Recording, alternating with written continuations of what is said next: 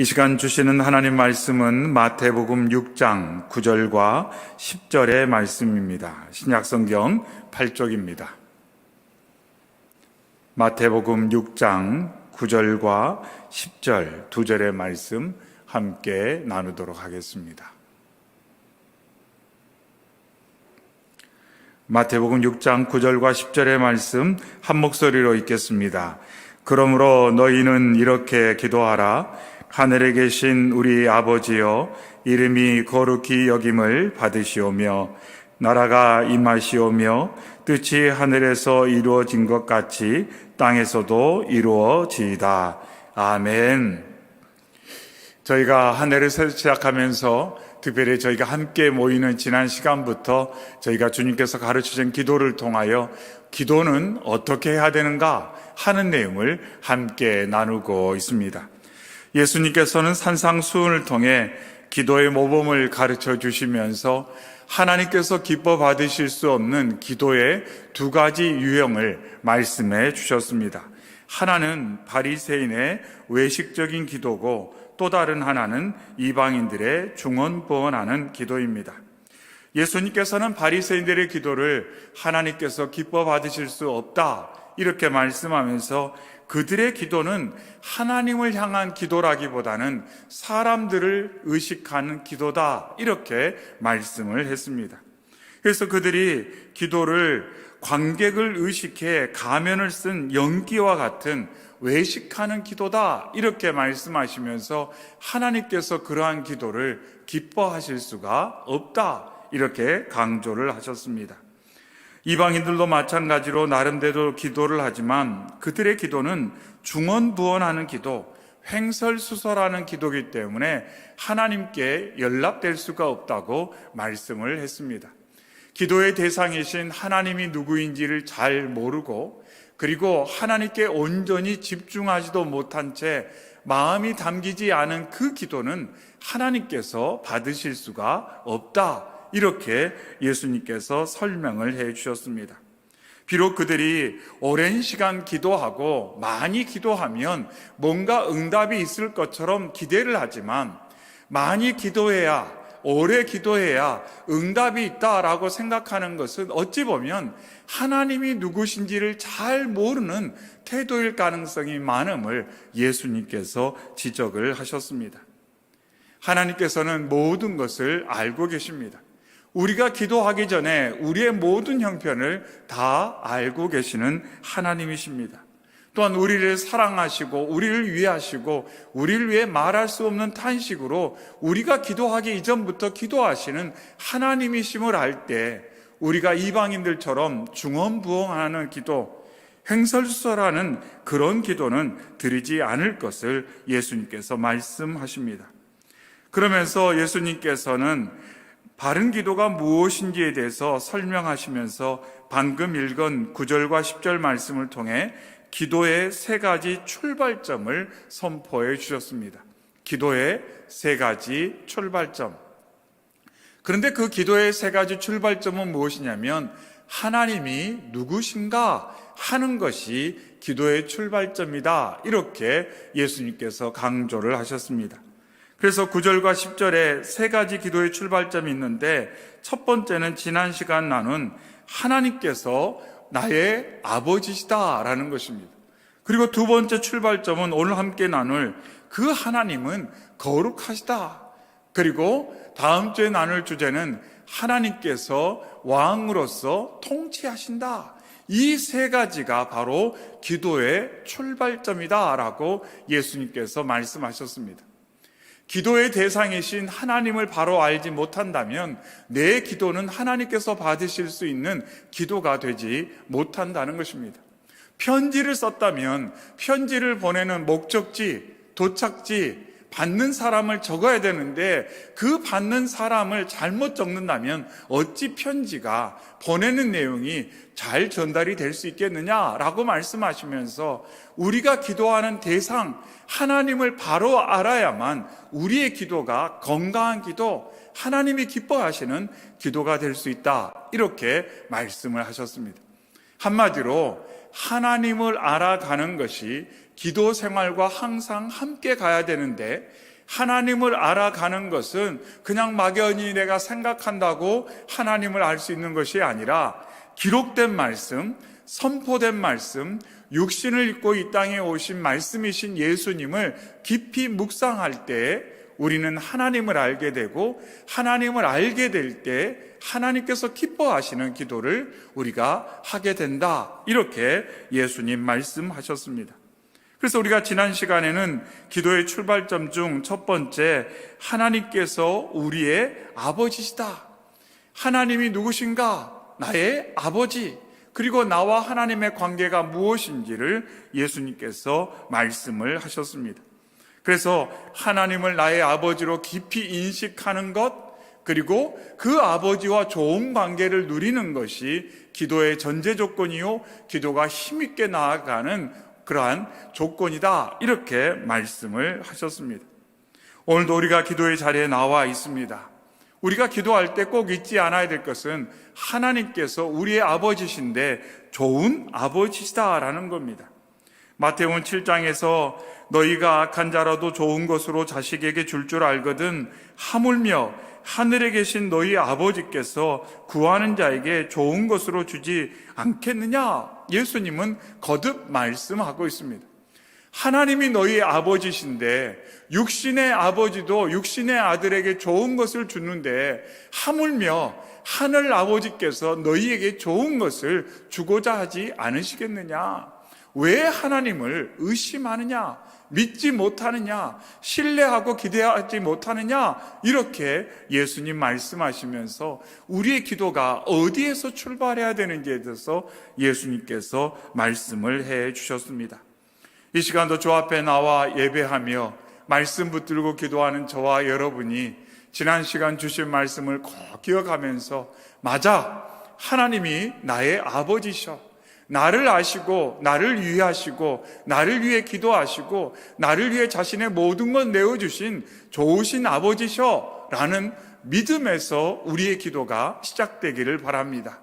그래서 오늘도 분주함 가운데, 요동함 가운데, 혼란스러움 가운데 우리가 횡설수설하는 그런 기도가 아니라 나의 사랑하는 아버지, 그 아버지 하나님께 우리가 마음의 문을 열고 믿음으로 또한 기대함으로 기도하고 주님을 만나는, 주님이 기뻐하시는 기도를 드리는 저와 여러분 되시기를 주님의 이름으로 축원합니다. 아멘. 오늘은 이제 기도의 출발전 두 번째 주제를 함께 나누겠습니다. 다시금 9절 말씀에 그러므로 너희는 이렇게 기도하라. 하늘에 계신 우리 아버지여 이름이 거룩히 여김을 받으시오며, 이렇게 말합니다. 여기서 9절 하반에 우리 아버지여 이름이 거룩히 여김을 받으시오며 이렇게 말씀하는데, 과연 이것은 어떤 의미를 가지고 있을까요? 어떻게 하면 하나님 아버지의 이름이 거룩히 여김을 받을 수 있을까요? 하는 질문을 우리는 생각해 보게 됩니다. 이 말씀은 기본적으로 하나님께서 거룩하신 분이라는 이해, 그것이 있어야만 우리의 기도가 건강한 기도가 될 수 있다, 하나님께서 받으시는 힘있는 기도가 될 수 있다라는 것을 강조하고 있고, 또한 거룩함에 대한 하나님의 기대, 하나님의 역사를 아는 것이 기도의 출발점이다, 이렇게 말씀은 우리에게 일러주고 있습니다. 또 아울러서 우리를 통해 하나님의 거룩하심이 드러나기를 열망하는 마음이 있을 때 그 기도가 바람직한 기도가 된다. 이 세 가지 요소가 바로 방금 말씀드린 우리가 늘 고백하는 이 기도에 담겨져 있다, 이렇게 정리를 해볼 수가 있습니다. 첫 번째로 예수님께서는 기도의 출발점이 하나님의 거룩하심이라고 강조하고 있습니다. 방금도 정리했던 것처럼 지난 시간에 말씀드렸듯이 기도는 기도의 대상을 확실히 알 때 바른 기도가 됩니다. 하나님께서 누구신지를 바로 알 때 우리의 기도가 하나님께서 기뻐하는 기도가 될 수 있는데, 오늘 내용을 통해 하나님께서는 뭘 강조하시냐면 나는 거룩하다라는 것을 먼저 강조하고 계시다는 것입니다. 나는 거룩하다. 그런데 이 말씀은 이스라엘 백성이 처음 듣는 말씀이 아닙니다. 이미 잘 알고 있는 말씀입니다. 하나님께서는 이스라엘 백성들을 애굽에서 구하시고 그들에게 이렇게 말씀하셨습니다. 레위기 19장 1절과 2절에 여호와께서 모세에게 말씀하여 이르시되 너는 이스라엘 자손의 온 회중에게 말하여 이르라. 너희는 거룩하라. 이는 나 여호와 너희 하나님이 거룩함이니라. 이렇게 말씀하셨습니다. 하나님께서는 모세를 통해 이스라엘 백성들에게 뭐라고 말했냐면 여호와라 이름하는 하나님, 그분은 거룩한 분이다. 이렇게 말씀하면서 너희가 거룩해야 된다. 하나님께서는 이미 이스라엘 백성들을 신의 산으로 인도하셔서 거기에서 말씀해 주셨습니다. 하나님께서는 이스라엘 백성들을 만나시고 그들과 함께 동행하면서 시작점에서 이미 하나님이 누구신지를 알려주셨는데 바로 여호와 하나님은 거룩하신 분이다 라는 것을 하나님께서 이스라엘 백성들에게 알려주셨다는 것입니다. 그런데 이 레위기 19장 2절 말씀에 나 여호와 너희 하나님이 거룩하다 라는 이 표현의 원문에는 원래 동사가 없습니다. 우리말로 번역을 하다 보니까 뭐뭐이니라 이렇게 번역이 되어 있지만 원문에는 동사 자체가 존재하지 않습니다. 무슨 말이냐면 거룩이 하나님의 본질임이 확실하게 강조가 되어 있다는 것입니다.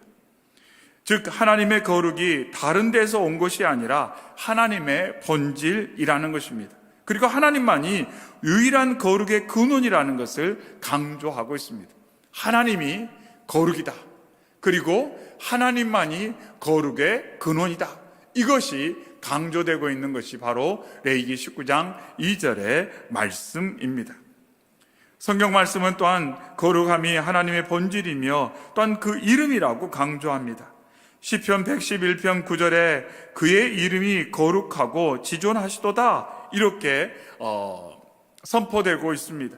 근데 영어 성경만 봐도 뭐라고 강조되냐면 거룩함과 또한 지존하심이 그의 이름이다 이렇게 영어 성경에는 나타나 있습니다. 그러니까 우리말과 영어 성경 또 원문으로 들어가면 어감 차이도 상당히 크고 강조점의 차이도 상당히 다르다는 것을 알 수가 있습니다. 그래서 이 시편 111편에서도 거룩이 하나님의 이름이라고 선포하고 있습니다. 이름이 무엇입니까? 인격, 업적, 자질, 성품 그 모든 것을 다 드러내는 것이 이름입니다. 근데 하나님의 이름이 거룩이다 이렇게 강조를 하고 있습니다. 거룩한 분, 거룩으로 충만한 분, 거룩 외에 어떤 것도 허용되지 않는 분, 그분이 바로 여호와 하나님이시다라는 것을 레위기에서 시편에서 성경 곳곳에서 계속 강조하면서 요한계시록에 이르기까지 하나님의 거룩하심을 선포하고 찬양하고 고백하는 것을 볼 수가 있습니다. 이처럼 하나님께서는 거룩한 분이시다라고 강조하며 거룩함은 하나님의 백성들을 향한 하나님의 명령이고 하나님과의 만남의 조건임을 계속 강조하고 있습니다. 하나님이 거룩하시기 때문에 하나님의 백성이 거룩해야 된다라고 말씀합니다. 무슨 말이냐면 하나님께서 세상을 지으실 때 거룩함 안에 함께하는 대상으로 세상을 창조하셨습니다. 아담과 하와는 죄를 짓기 전에 하나님의 거룩한 성품에 참여하고 거룩한 하나님과 교제하기에 문제가 없는 상태였습니다.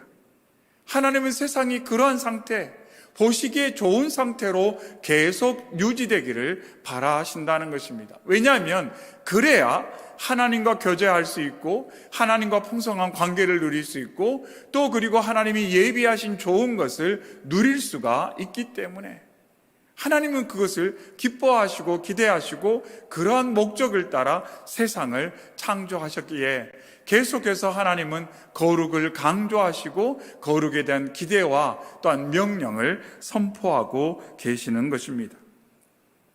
하지만 일단 한번 죄를 짓고 난 이후에 에덴에서 실패한 이후에 이 땅에 발을 딛고 살아가는 사람들 가운데 죄에서 자유한 사람 없고, 죄를 통제할 수 있는 사람 없고, 죄의 유혹을 스스로 이겨낼 사람은 아무도 없습니다.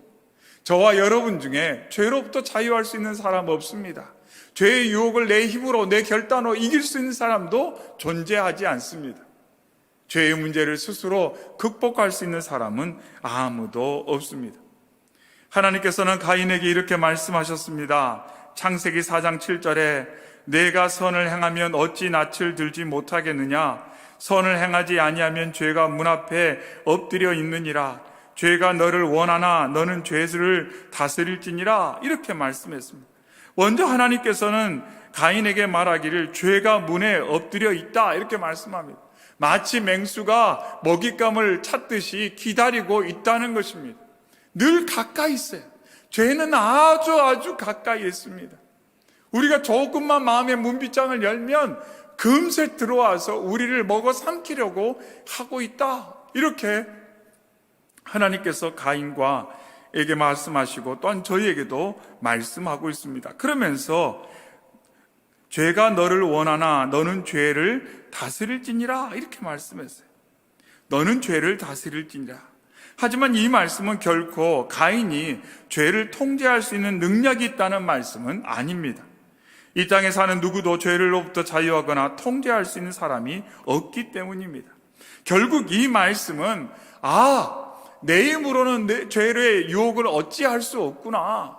내 결단만으로 이 죄의 문제를 해결할 수 있는 능력과 그러한 영향력이, 능력이 내게 없구나라는 걸 인정하고 하나님께 나아오라는 것입니다. 내 연약함, 죄의 유혹, 죄가 얼마나 가까이 있는지를 안다면 늘 하나님 곁에 하나님과 함께 있어야 된다라는 것을 하나님께서 강조하셨습니다. 하지만 안타깝게도 가인은 자신의 연약함을 인정하지 않았습니다. 도리어 자신의 분노를 정당하고 자연스러운 것으로 받아들이고 방치했습니다. 그러다가 결국 죄의 삼킴을 당하고 돌이킬 수 없는 끔찍한 일을 행하고 말았습니다. 이처럼 사람은 스스로의 능력으로 거룩을 유지할 수 없는 상태에서 오늘을 살고 있습니다. 그래서 우리가 거룩을 생각할 때 우리가 가져야 될 태도는 뭐냐면 겸손한 태도, 의존적인 태도, 그리고 언제나 주님과 함께 하려는 그러한 기대와 소망을 가질 수밖에 없다는 것을 오늘 말씀은 우리에게 일러주고 있습니다. 한마디로 거룩에 대한 의식이 강하면 강할수록 사람은 겸손해집니다. 왜냐하면 내 힘으로 안 되기 때문에.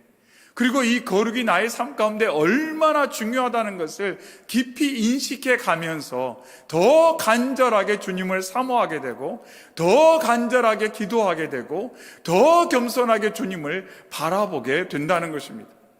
결국 하나님의 거룩함을 깊이 이해하고 그 하나님과 교제하기 위해서 내가 무엇이 필요한지를 알게 된다면 정말 겸손할 수밖에 없고 또한 감사할 수밖에 없습니다.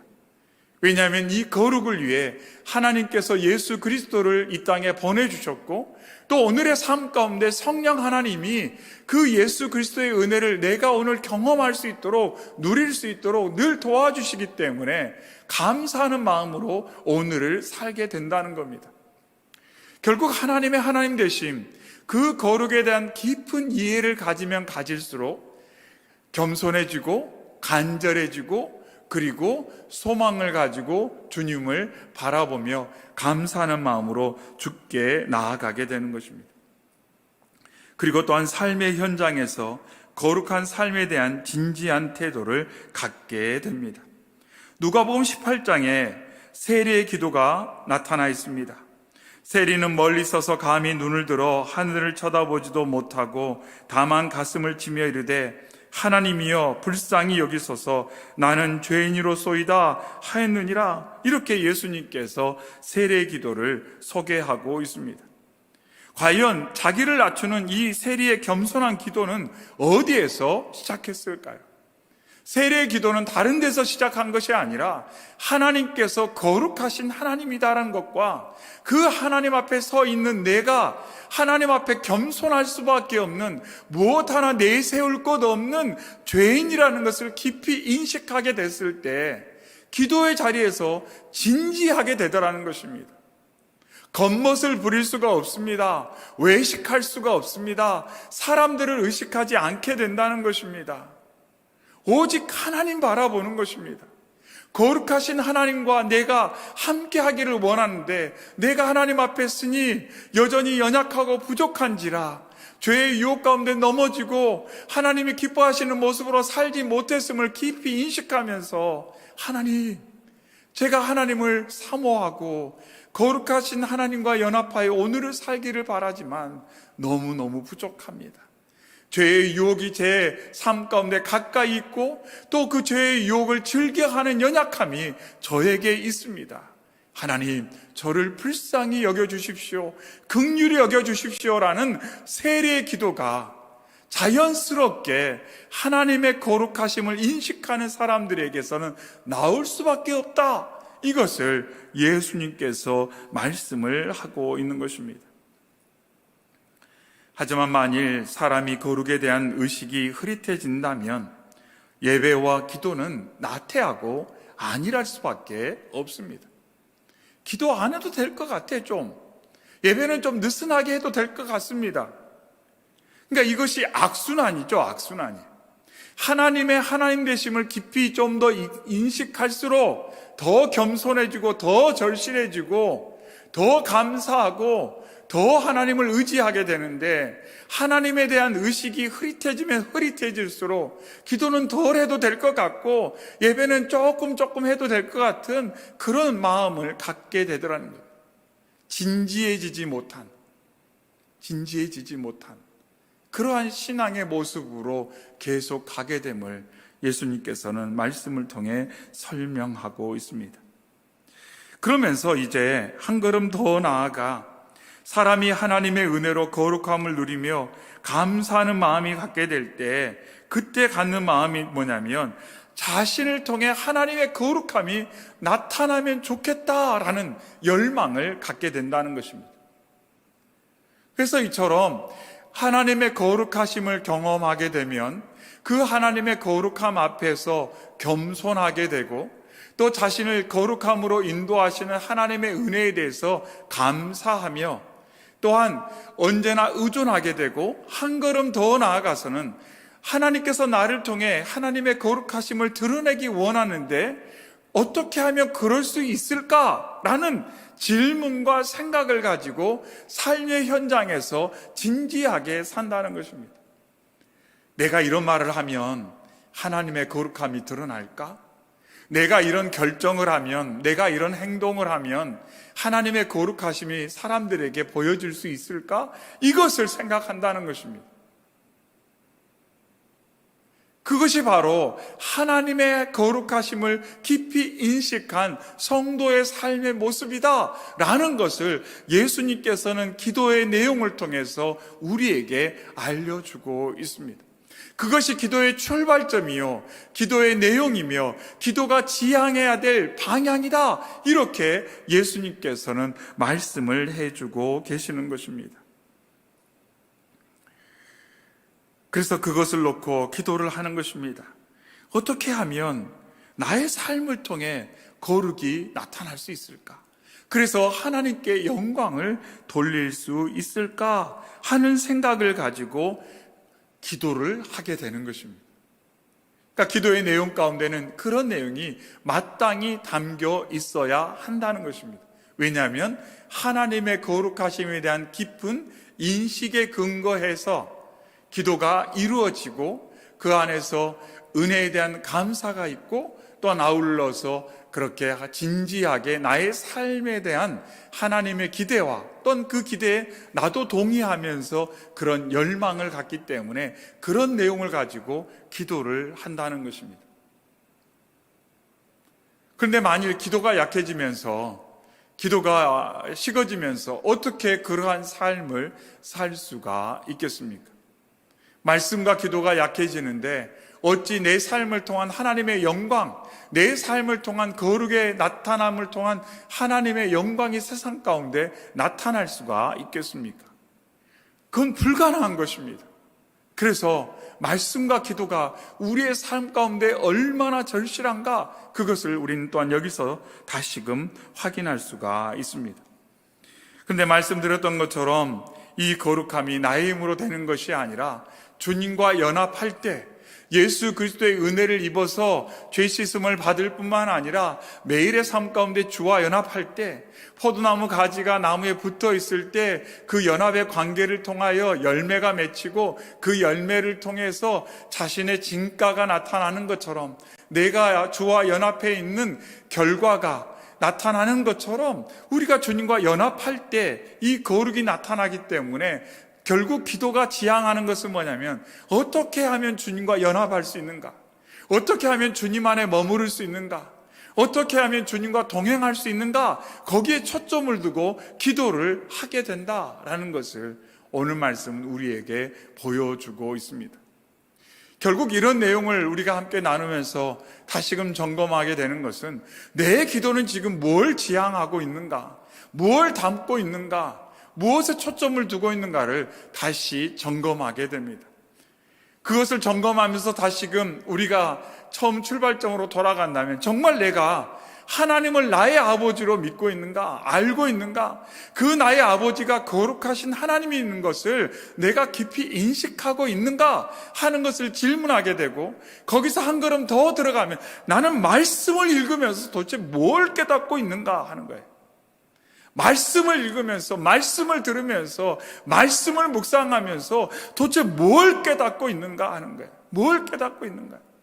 정말 이 말씀을 읽으며 하나님이 나의 아버지시구나, 그 아버지가 거룩한 하나님이시구나, 나를 거룩으로 인도하기 위해 예수 그리스도를 희생하셨고 성령님을 보내주셔서 오늘도 나를 거룩으로 인도하셔서 나의 삶을 통해 하나님의 살아계심과 그 영광을 세상 가운데 나타내기를 원하시는구나 하는 것을 내가 정말 경험하고 있는지, 깨닫고 있는지, 그것을 오늘 말씀을 통해 우리로 점검케 하시는 것입니다. 만일 이것이 잘 이루어지지 않고 있다면 우리는 뭔가 문제가 있는 것은 사실입니다. 말씀을 묵상하는데 하나님과 깊이 대면하지 못해요. 하나님이 나의 아버지, 거룩하신 하나님, 은혜 베푸신 하나님, 나를 이끄셔서 연합하게 하시고 나의 삶 가운데 아름다운 열매를 맺게 하신 그 하나님을 깊이 우리가 만나지 못한다면, 그 하나님에 대한 기대와 확신이 우리에게 부족하다면, 그 하나님과의 만남을 통해 하나님께서 이루신 일과 지금 하시는 일과 나에게 기대하시는 일들을 우리가 깨닫지 못한다면 우리의 믿음이 지금 어디에 있는가? 도대체 어디에 기초를 두고 내 믿음을 쌓고 있는가? 하는 질문을 우리는 할 수밖에 없다는 것입니다. 이 시간 주 앞에 나와 기도하는, 한 자리에 모이지는 못했지만 삶의 자리에서 기도하는 저와 여러분이 오늘의 말씀을 꼭 기억하기를 바랍니다. 지난주부터 우리가 예수님께서 가르치신 기도의 내용, 그 안에 담긴 예수님께서 왜 이 내용으로 제자들에게, 많은 사람들에게 기도를 가르치셨을까? 아주 짧아요. 아주 짧아요. 하지만 그 안에는 정말 우리가 깊이 묵상하고 놓치지 않아야 되는 가장 핵심적인 내용들이 담겨 있습니다. 기도할 때마다 기억하십시오. 왜 예배를 마칠 때 우리가 주기도문으로 예배를 마치겠습니까? 그만큼 중요하기 때문이다.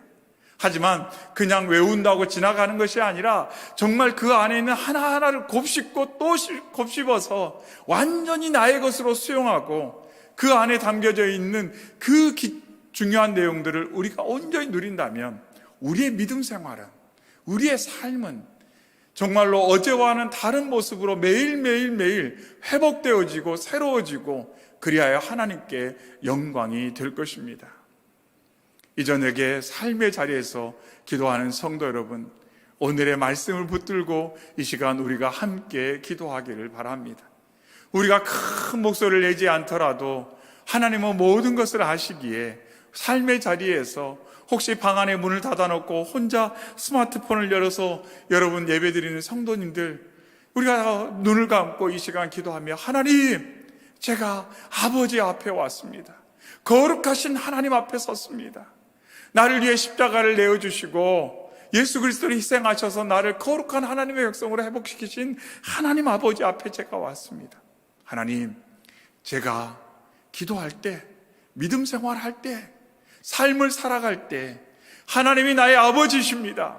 하나님이 거룩하십니다. 그리고 하나님이 모든 것을 통치하시는 왕이십니다라는 것을 잊지 않고 그 기초 위에서 기도하고 그 기초 위에서 신앙생활하고 그 기초 위에서 삶을 살아가는 제가 될 수 있도록 하나님 역사해 주십시오. 혹시 이 한 주간 그거 잊어버리고 망각하고 죄의 유혹에 빠졌고 죄를 즐겼고 내가 왕처럼 살았고 아버지를 신뢰하지 못해 내 필요한 것을 내 스스로 다 채우려고 하는 불안과 두려움과 조급함 가운데 살았다면 하나님 제 마음을 갱신해 주시고 새롭게 해주시고 믿음으로 살아가는 저희가 될 수 있도록 역사해 주시고, 특별히 우리 사랑하는 가족들, 우리 특별히 자녀들, 다음 세대들 위해서 여러분 더 힘있게 기도해 주시기 바랍니다. 오늘 주신 말씀 가지고 우리 함께 이 시간 기도합니다. 주여 한번 외치고, 큰 소리는 아니더라도 우리의 마음을 담아 주님 한번 외치고 오늘 주신 말씀 앞에 서서 겸손히 우리 기도하며 나아가겠습니다. 주여!